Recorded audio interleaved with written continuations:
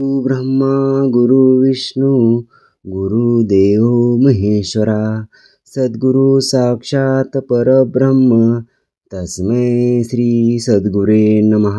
जय जय रघुवीर समर्थ। आता सध्या गुणरूप नाम हा दशक सुरू असून मागील आठवड्यात आपण या दशकातील समास 5वा अनुमान निरशन नाम या समासाचे श्रवण केले।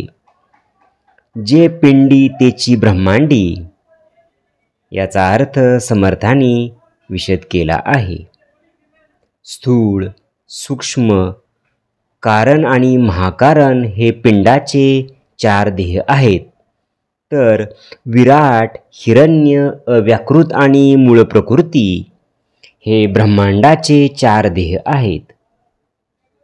समर्थ म्हणतात की पिंडात जसे अंतकरण तसे ब्रह्मांडात विष्णू, पिंडात मन तर ब्रह्मांडात चंद्रमा, पिंडात जशी बुद्धी तसा ब्रह्मांडात ब्रह्मा, तर पिंडात जशी चित्त तसे ब्रह्मांडामध्ये नारायण आहे। समर्थ म्हणतात की पिंडात जो अहंकार तोच ब्रह्मांडामध्ये रुद्र आहे। समर्थ म्हणतात की ब्रह्मांडात 5 महाभूते आहेत, तशीच पिंडातही 5च आहेत। ब्रह्मांड आणि पिंड या दोन्ही गोष्टी पंचभौतिकच आहेत। हाच पिंडितेची ब्रह्मांडी याचा खरा अर्थ आहे। आता चालू आठवड्यामध्ये नवीन समास गुणरूप निरूपण नाम सुरू झाला असून त्याचे श्रवण आता आपण करूयात। जय जय रघुवीर समर्थ। श्रीमत दासबोध दशक 9वा गुणरूप नाम समास 6वा गुणरूप निरूपण नाम श्रीराम समर्थ। आकाश जैसे निराकार तैसा ब्रह्माचा विचार, तेथे वायूचा विकार तैसी मूळ माया। श्री समर्थ या ठिकाणी म्हणतात की आकाश जशी निराकार आहे तसेच ब्रह्म निराकार आहे। आकाशात वायूचा विकार उत्पन्न होतो तशी ब्रह्माच्या ठिकाणी स्फुरण रूपाने मूळ माया उत्पन्न होते। हे दासबोधी असे बोलिले, ज्ञानदशकी प्रांजळ केले, मूळ मायेत दाखविले पंचभूतिक। समर्थ या ठिकाणी सांगतात की आपण दासबोधाच्या 8व्या ज्ञानदशक नावाच्या दशकामध्ये मूळ मायेत पंचमहाभूते कशी सूक्ष्म रूपाने असतात हे स्पष्टपणे वर्णन केले आहे। तेथे जाणीव तो सत्वगुण, मध्य तो रजोगुण, नेणीव तो तमोगुण, जाणीजे श्रुती। समर्थ या ठिकाणी सांगतात की तेथे जाणीव हा सत्वगुण, जाणीव नेणीव मिश्रित हा रजोगुण, तर नेणीव हा तमोगुण आहे हे श्रोत्यांनी जाणून घ्यावे। मनाल तेथे कैसी जाणीव, तरी ऐका याचा अभिप्राव, पिंडी महाकारण देही सर्व साक्षिणी अवस्था। समर्थ या ठिकाणी सांगतात की तेथे जाणीव कशा प्रकारे आहे असे म्हणाल तर त्याचा अभिप्राय श्रवण करा। पिंडाचा 4था महाकारण देह म्हणजेच सर्व साक्षिणी अशी तुरीयावस्था होय। तैशी मूळ प्रकृती ब्रह्मांडीचे, देह महाकारण साचे, म्हणून तेथे जाणीवीचे अधिष्ठान आले। श्री समर्थ या ठिकाणी सांगतात की तशीच ब्रह्मांडाच्या ठिकाणी मूळ प्रकृती ही महाकारण देहच खरोखर असल्याने तेथेच जाणीवीचे अधिष्ठान असते। असो मूळ बाहे भितरी, गुप्त त्रिगुण वास करी, स्पष्ट होती संधी चतुरी, जाणावी गुणशोभिनी। समर्थ म्हणतात की असो या मूळ मायेतच गुप्तपणे त्रिगुण वास करतात। योग्य संधी मिळताच ते स्पष्ट होतात। तीच गुणशोभिनी तुरीयावस्था हे शहाण्या लोकांनी जाणून घ्यावे। जैसा तृणाचा पोट राकळा, पुढे उकलून होय मोकळा, तैसी मूळ माया अवलिळा गुण प्रसावली. श्री समर्थ म्हणतात की जसे गवताचे कणीस पुढे उकलून मोकळे होते, तशीच मूळ माया ही अनायसे गुणांना जन्म देती आहे. मूळ माया वायू स्वरूप ऐक गुण शोभिनीचे रूप, गुण होकार होताचे अल्प, गुण शोभिनी बोलीजे. श्री समर्थ म्हणतात की मूळ माया ही वायू स्वरूप असते. आता गुणशोभिनी मायेचे रूप ऐका. मूळ मायेच्या ठिकाणी सूक्ष्म रूपाने गुणरूपी विकार उत्पन्न झाला की तिलाच गुणशोभिनी म्हणतात.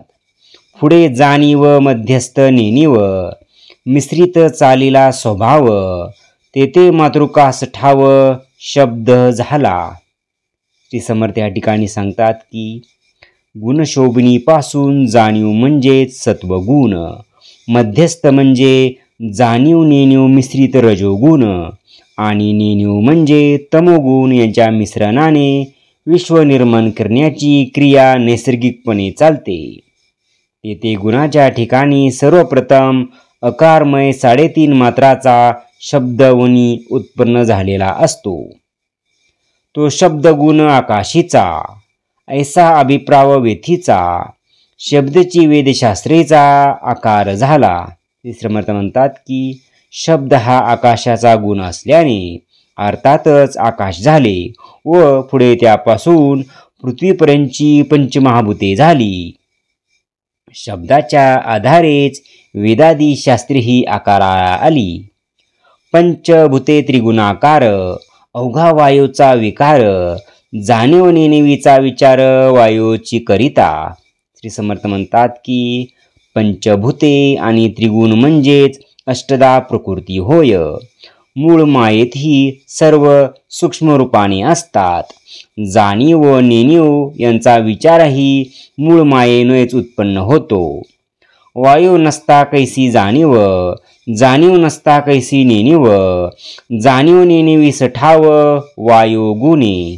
श्री समर्थ म्हणतात की परब्रह्माच्या ठिकाणी जाणीव म्हणजे ज्ञानही नसते व नेणीव म्हणजे अज्ञानही नसते.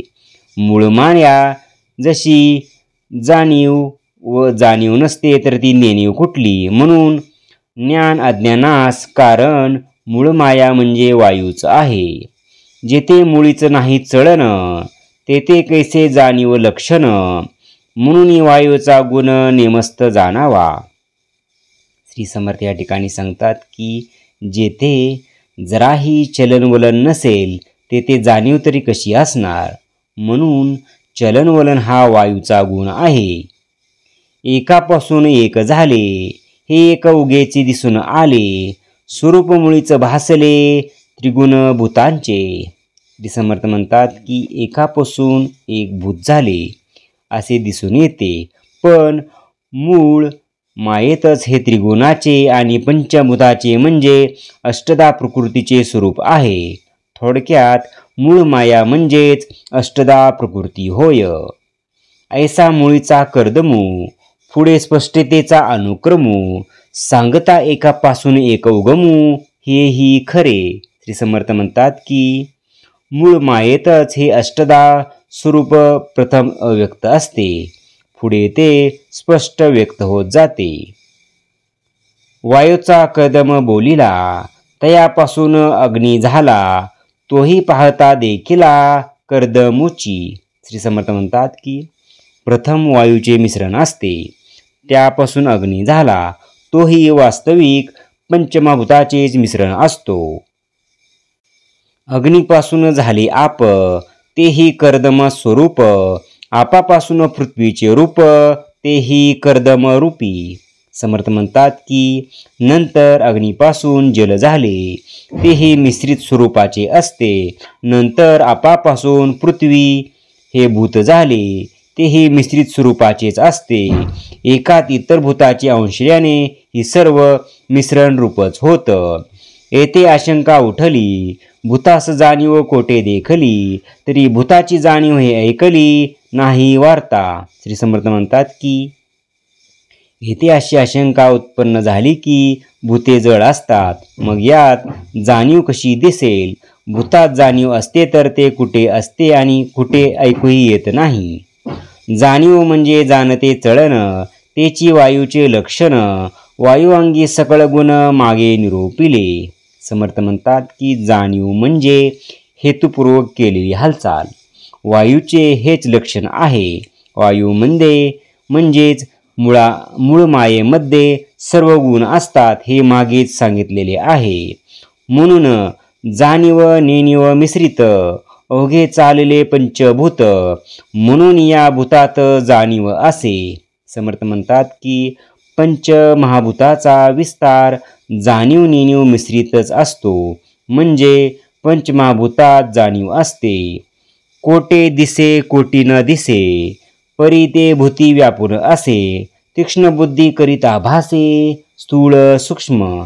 समर्थ म्हणतात की कुठे ती स्पष्टपणे दिसून येते तर कुठे दिसत नाही, पण सर्व पंचमहाभूतांना ती व्यापून असते. सूक्ष्म बुद्धीने विचार केला की जाणीवीचे सूक्ष्म किंवा स्थूळ रूप कळून येते. पंचभूते आकारली, भूते भूते कालवली, तरी पाहत भासली एक स्थूळ एक सूक्ष्म. समर्थ म्हणतात की पंचभूते आकाराला आली तेव्हा ती एकमेकात अडकलेली असतात, पण वर पाहता ती वेगळी भासतात. काही स्थूल रूपाने असतात तर काही सूक्ष्म रूपाने. निरोधवाई न भासे, तेची जाणीव न दिसे परी असे भूते रूपे. समर्थ म्हणतात की जेव्हा वास वाहत नाही, स्तब्ध असतो, तेव्हा तो आहे असे वाटत नाही. तसेच जाणीवची हे आहे. ती असते पण दिसत नाही, पण ती भूतरूपाने असतेच. काष्टी अग्नी दिसेना, निरोधवायू भासेना, जाणीव तैसी लक्षणा एकाएकी. समर्थ म्हणतात की काष्ठात अग्नी असतो, तो दिसत नाही. वायूचा निरोध होतो तेव्हा तो भासत नाही. त्याचप्रमाणे जाणीव ही एकाएकी ज्यात येत नाही. भूते वेगळाली दिसली, पाहता एकची भासती, भूतधूर्तपणे प्रचिती ओळखावी. समर्थ म्हणतात की पंचमहाभूते दिसताना वेगवेगळी दिसतात, पण वास्तविक ती एकरूपच असतात. अत्यंत चित्रपणे याची प्रचिती घ्यावी म्हणजे त्यांची ओळख पटते. ब्रह्मापासून मूळ माया, मूळ पायेपासून गुणमाया, गुणमायेपासून तया गुणास जन्म. समर्थ म्हणतात की मूळ माया ब्रह्मापासून उत्पन्न झाली आणि मूळ मायेपासून गुणमाया, तर तिच्या गुणापासून गुणाचा जन्म झाला. गुणापासून भूते पावली, स्पष्ट दशेते, ऐसियाची रूपे समजते निरोपिली. समर्थ म्हणतात की गुणापासून मूळ मायेत अव्यक्त असलेली पंचमहाभूते स्पष्टपणे दिसू लागली. या सर्वांची रूपे पूर्वी स्पष्ट करून सांगितली आहेत. आकाशापासून अगुण आले, हे कदापि नाही घडले. शब्दगुणा सकल्पले आकाश वाया. यावर श्रोत्यांनी शंका काढली की आकाश हे गुणापासून झाले हे कधीच घडत नाही. शब्द गुण्यास आधार हवा म्हणून विनाकारण आकाशाची कल्पना केली आहे. एक सांगता एकच भावी, उगाच करी गता गोवी, तया वेड्याची उगवी कोणी करावी. यावर समर्थ म्हणतात की एक सांगायला गेले की तू दुसरी कल्पनाच करतोस, उगीचच गोंधळ निर्माण करतोस. अशा वेड्याची समजूत तरी कोणी घालावी. शिकविले आहे कळेना, उमजले आहे उमजेना, दृष्टांतही तर्केना मंदरूप. समर्थ म्हणतात की शिकवले तरी कळत नाही, समजावले तरी समजत नाही, दृष्टांताने पटवून देण्याचा प्रयत्न केला तरी मंद बुद्धीमुळे त्याहून तर्काने जाणता येत नाही. भूताहून भूत थोर, हाही दाविला विचार, परी भूतावरील स्वतंत्र कोण आहे. समर्थ म्हणतात की पंचमहाभूतामध्ये एकापेक्षा एक थोर आहे, हाही विचार स्पष्ट करून सांगितला. मग भूतामध्ये स्वतंत्र असा कोण आहे. जेथे मूळ माया पंचभौतिक, तेथे काही राहिला विवेक. मूळ माया परते एक निर्गुण ब्रह्म. समर्थ म्हणतात की जेथे मूळ माया ही पंचभौतिक आहे तर आता आणखी काय विचार करणार. मूळ माये परते एकच निर्गुण ब्रह्म फक्त असते. ब्रह्मी मूळ माया झाली, तिची लीळा परीक्षिली, तव ते निखळ ओतली भूते त्रिगुणाची. समर्थ म्हणतात की ब्रह्माच्या ठिकाणी मूळमाया झाली. तिने निर्माण केलेल्या या विश्वोत्तवाच्या खेळाचे परीक्षण केले की असे दिसून येते की मूळमाया म्हणजेच निव्वळ त्रिगुणाची आणि पंचमहाभूताची जणू मूसच आहे. भूते विकारवंत चत्वार, आकाश पाहता निर्विकार, आकाशभूत हा विचार उपाधी करिता. समर्थ म्हणतात की चार भूते विकारवंत भासतात, पण आकाशाकडे पाहता ते निर्विकार भासते.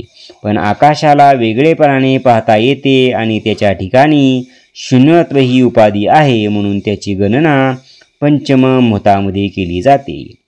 पिंडी व्यापक म्हणून जीव, ब्रह्मांडी व्यापक म्हणून शिव, तैसेचे हाही अभिप्राव आकाशाचा.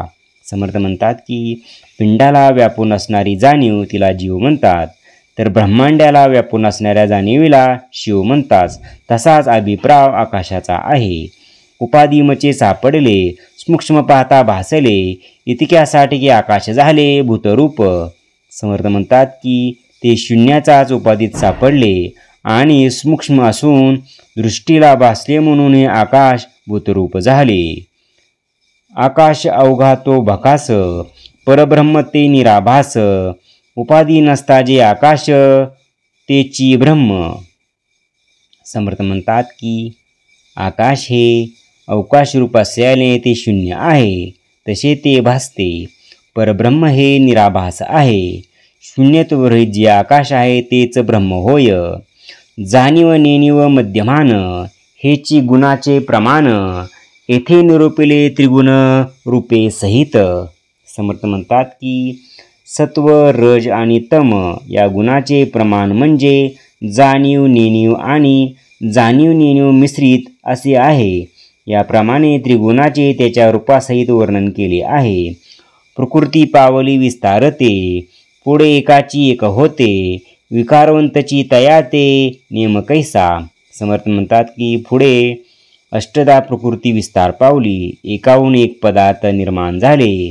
प्रकृती ही विकारवंत असल्याने तिच्यातून असंख्य वस्तू कशा निर्माण झाल्या याबद्दल आश्चर्य करायला नको. काळे पांढरे मिळविता, पारवे होते तत्वता, काळे पिवळे मिळविता हिरवे होय. समर्थ या ठिकाणी एक उदाहरण देतात की काळ्या रंगात पांढरा रंग मिसळला की पारवा होतो आणि निळ्या रंगात पिवळा मिसळला की हिरवा तयार होतो. ऐसे रंग नाना परी, मिळविता पालट धरी, तैसे दृश्य हे विकारी विकारवंत. समर्थ म्हणतात की या प्रकारे नाना रंगाचे मिश्रण केले की ते नवीन नवीन तयार होतात. पहिल्या रंगाचे स्वरूप बदलून जाते. त्याचप्रमाणे सर्व दृश्यसृष्टी ही विकारवंत आहे. एका जीवनी नाना रंग, उमटो लागती तरंग, पालटाचा लागवेग मुख्यती म्हणून पहावा. समर्थ म्हणतात की पंचमहाभूतापैकी एका पाण्याचा विचार केला तरी त्यामुळे किती फेरबदल घडून येतात ते पाहिले की आश्चर्य वाटू लागते. मुळात पाणी एकच असून त्यावर अनेक तरंग उठतात आणि पाहता पाहता इतका बदल घडून येतो की सांगणेही मुश्किल. एका उदकाचे विकार, पाहता दिसती अपार, पंचभूताचे विस्तार, 84 लक्ष योनी. समर्थ म्हणतात की उदक हे पंचभूतापैकी एक, त्याचे विकार जर अपार आहेत तर मग सर्व पंचमहाभूताचा विस्तार किती सांगावा. 84 लक्ष जीवयोनी हा पंचभूताचाच विस्तार आहे. नाना देहाचे बीज उदक, उदकापासूनच सकळ लोक, किडा मुंगी स्वापदाधिक उदकेची होय. समर्थ म्हणतात की अनेक प्रकारचे जीव हे देहाचे बीज हे उदकच आहे. उदकापासून सर्व लोक निर्माण झाले. किडा मुंगी श्वाप जेवढी जीवसृष्टी दिसून येते ती उदकानेच उत्पन्न झालेली आहे. शुक्लित शोणित म्हणजे नीर, त्या नीराचे हे सर्व शरीर, नखे, दंत आणि अस्थि मात्र उदकाच्या होती. समर्थ म्हणतात की रेत रक्त म्हणजे पाणीच आहे. त्या पाण्याचे जे शरीर बनलेले आहे. शरीरातील नखे, दात, अस्थि वगैरे हे उदकापासूनच होतात. मुळ्याचे पारीक पागोरे, तेने पण ते उदक भरे, त्या उदकेचे विस्तारे वृक्ष मात्र. समर्थ म्हणतात की झाडाच्या मुळाचे जे बारीक तंतू असतात त्या मार्गानेच उदक त्या वृक्षांच्या सर्व अवयवात भरले जाते आणि त्या उदकामुळेच वृक्षाचा मोठा विस्तार होतो. आंबवृक्ष मोहरा आले, अवघे उदकाकरिता झाले, फळी फुली लगडले सावकाश. समर्थ म्हणतात की आम्रवृक्षांना मोहर येतो, पुढे येता वृक्षात ते फळाफुळांनी भरून त्याला आंबे येतात. हे सर्व उदकामुळेच घडते. खोड फोडून आंबे पाहता, तेथे दिसेने सर्वता, खांद्या फोडून फळे पाहता, ओली साले. समर्थ म्हणतात की आंब्याच्या झाडाला आंबे लागतात म्हणून त्याचे खोड फोडून त्यात आंबे पाहू लागले तर तेथे आंबे आढळत नाहीत. तसेच फांद्या तोडून फळे पाहू लागले असते ते ओल्या सालीच हाती येतात. मुळापासून शेवटवरी फळ नाही तदनंतरी, जळूरूप फळ चतुरी विवेके जाणावी. समर्थ म्हणतात की मुळापासून शेंड्यापर्यंत अशा प्रकारे पाहिले असता फळ दिसून येत नाही, पण झाडाला येणारे फळ हे जलरूप असते, हे विवेकाच्या योगे चतुर पुरुष जाणतात.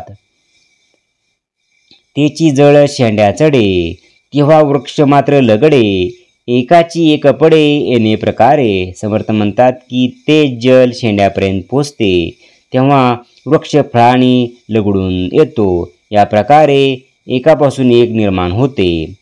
पत्रे पुष्पे फळे भेद, किती करावा अनुवाद, सूक्ष्मदृष्टीने विशद होत आहे. समर्थ म्हणतात की एकाच पाण्यापासून पाने, फुले, फळे इत्यादी बदल घडून येतात. भूताचा विकार सांगो किती, क्षणाक्षणा पालटती, एकाची एक होती नाना वर्ण. समर्थ म्हणतात की पंचमहाभूताचे विकार किती सांगणार, त्यात क्षणोक्षणी बदल येत असतात. एकाहून एक असे अनेक रंग उत्पन्न होतात. त्रिगुणभूताची लटपट, पाहो जाता खटपट, बहुरूप भूपालट किती म्हणून सांगावा. समर्थ म्हणतात की त्रिगुण आणि पंचमहाभूताच्या मिश्रणाची सी सर्व करामत आहे. या संबंधी विचार करता असंख्य रूपे व असंख्य बदल सारखे घडून येताना दिसतात. हे प्रकृतीचा निरास, विवेके विवेके वारावा सावकाश, मग परमात्मा नरेश अनन्य भावे भजावा. समर्थ म्हणतात की म्हणून अष्टदा प्रकृतीचे निराकरण विवेकाने सावकाश करून तिला बाजूस सारावे आणि मग अनन्य भावाने परमात्मा जो परेश त्याला भजावे. इति श्री दासबोधे गुरु शिष्य संवादे. गुणरूपनाम समास 6. जय जय रघुवीर समर्थ. ओम श्री गुरुदत्तात्रेय श्रीपाद श्री वल्लभाय नमः. ओम श्री गुरुदत्तात्रेय श्रीपाद श्री वल्लभाय नमः. ओम श्री गुरुदत्तात्रेय श्रीपाद श्री वल्लभाय नमः. ओम श्री गुरुदत्तात्रेय श्रीपाद श्री वल्लभाय नमः. ओम श्री गुरुदत्तात्रेय श्रीपाद श्री वल्लभाय नमः. ओम श्री गुरुदत्तात्रेय श्रीपाद श्री वल्लभाय नमः. ओम श्री गुरुदत्तात्रेय श्रीपाद श्री वल्लभाय नमः. ओम श्री गुरुदत्तात्रेय श्रीपाद श्री वल्लभाय नमः. ओम श्री गुरुदत्तात्रेय श्रीपाद श्री वल्लभाय नमः. ओम श्री गुरुदत्तात्रेय श्रीपाद श्री वल्लभाय नमः. ओम श्री गुरुदत्तात्रेय श्रीपाद श्री वल्लभाय नमः. ओम श्री गुरुदत्तात्रेय श्रीपाद श्री वल्लभाय नमः. ओम श्री गुरुदत्तात्रेय श्रीपाद श्रीवल्लभाय नमः। ओम श्री गुरुदत्तात्रेय श्रीपाद श्रीवल्लभाय नमः। ओम श्री गुरुदत्तात्रेय श्रीपाद श्रीवल्लभाय नमः। ओम श्री गुरुदत्तात्रेय श्रीपाद श्रीवल्लभाय नमः। जय सद्गुरु। ओम श्री गुरुदत्तात्रेय श्रीपाद श्रीवल्लभाय नमः। ओम श्री गुरुदत्तात्रेय श्रीपाद श्रीवल्लभाय नमः। ओम श्री गुरुदत्तात्रेय श्रीपाद श्रीवल्लभाय नमः। ओम श्री गुरुदत्तात्रेय श्रीपाद श्रीवल्लभाय नमः। ओम श्री गुरुदत्तात्रेय श्रीपाद श्रीवल्लभाय नमः। ओम श्री गुरुदत्तात्रेय श्रीपाद श्रीवल्लभाय नमः।